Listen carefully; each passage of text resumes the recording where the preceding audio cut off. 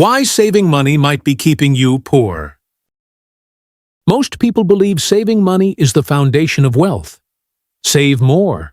Spend less. Be disciplined. It sounds responsible.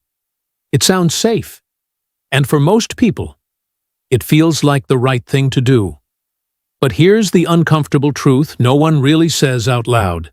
Saving money alone will not make you wealthy. In fact, for a lot of people, it quietly keeps them stuck. Not because saving is wrong, but because it gives the illusion of progress.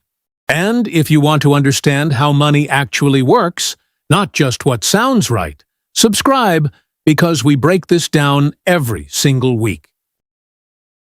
Let me show you what this looks like in real life.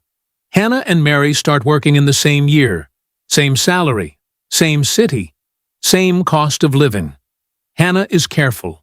She tracks every expense, avoids unnecessary spending, puts money aside every month. She feels in control. Mary is also disciplined, but slightly different. She saves too, but she's constantly asking one question.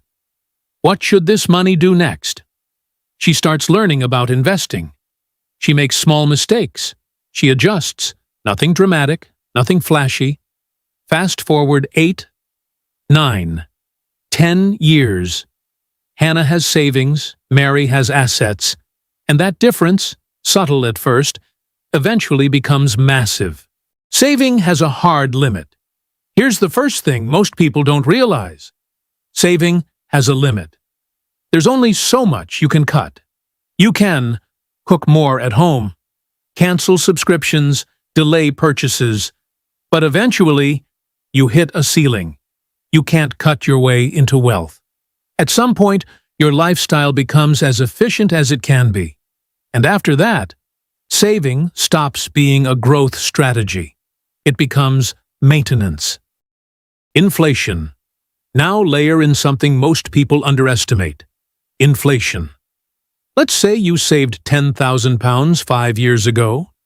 It feels like progress. But today, that same £10,000 doesn't buy what it used to. Groceries cost more, rent is higher, energy bills have increased. So even though your number hasn't changed, its power has. And this is where saving quietly starts working against you. Because money sitting still is slowly losing value. The psychological trap. But the real reason saving keeps people stuck isn't financial. It's psychological. Saving feels like progress. You check your account, see the number growing, and it gives you a sense of control, a sense of safety. But here's the problem. Progress isn't about how much money you have. It's about what your money is doing. And saving doesn't make money work. It just keeps it still. Think about what happened after 2020. The world changed quickly. Technology accelerated. Artificial intelligence went from a niche topic to something shaping entire industries.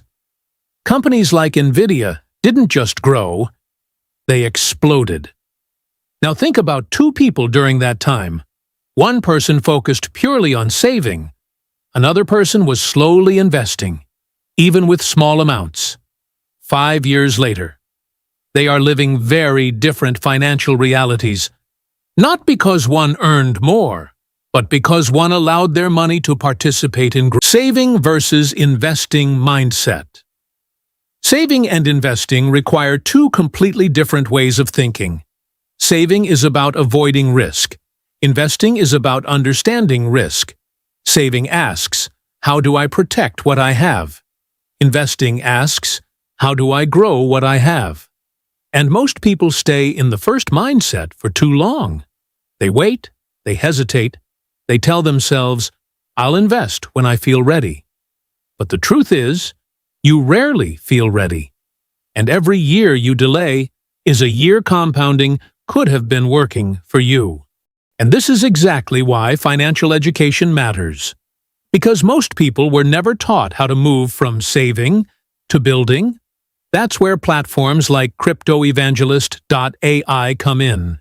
It's a free education hub focused on Web3, digital skills, and understanding how modern financial systems actually work.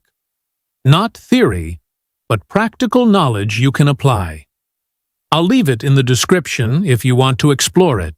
What smart people actually do. The people who build wealth don't ignore saving. They just don't stop there. They treat saving as the first step, not the final goal. They build a safety cushion, then move money into assets, then stay consistent over time. Because wealth is not built by holding money. It's built by deploying money. And over time, that difference compounds in ways most people don't expect. So here's the real takeaway. Saving money isn't the problem. It's staying in the saving phase for too long. Because while your money is sitting still, the world is moving. Opportunities are moving. Markets are moving. And the people building wealth are not doing something extraordinary. They're simply allowing time and growth to work in their favor. Now, I'm curious. Do you feel like you're still in the saving phase, or have you started building assets? Let me know in the comments. And if you want to understand money, investing, and wealth at a deeper level, subscribe to TMAStreet, because here we don't just talk about money, we help you see it differently.